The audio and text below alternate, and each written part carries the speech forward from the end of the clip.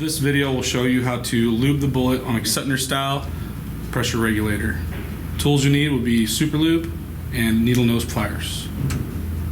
First step would be to remove the regulator knob. There is a lock nut on the back. Make sure you loosen that lock nut.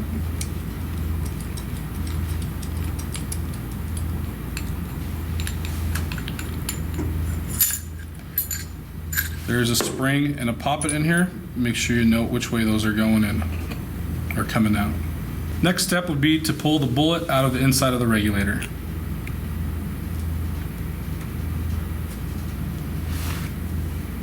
You want to inspect the O-rings on the bullet, make sure they are not torn, distorted in any way.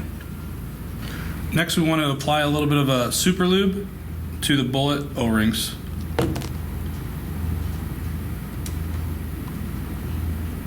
Once you have lubed the bullet, go ahead and insert it back into the regulator body. Making sure it's firmly all the way down seated in its position. Once you have the bullet back in the housing, you're going to replace the first poppet with the metal ball, silver ball, downwards towards the bullet. Next, we're going to put the spring on top of that poppet, and then we're going to put the last poppet with the beveled side up.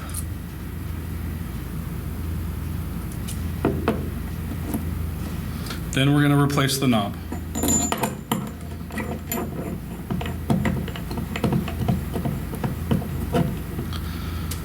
Tighten down your lock nut, and that completes lubing the outlet water pressure regulator.